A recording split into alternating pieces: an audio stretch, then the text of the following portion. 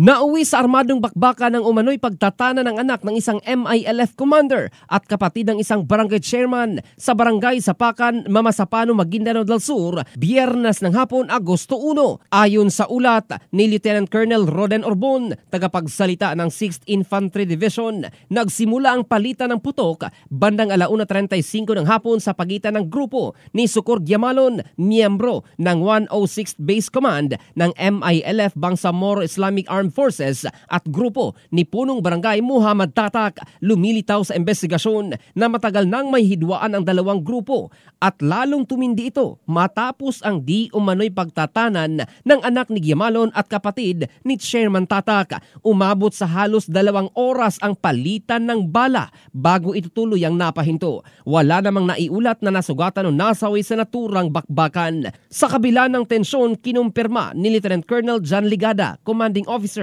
ng 33rd Infantry Battalion, na naresolba na ang personal na alitan ng dalawang panig. Patuloy naman ang ginagawang monitoring ng mga otoridad sa lugar upang maiwasan ang posibleng pagganti o panibagong tensyon.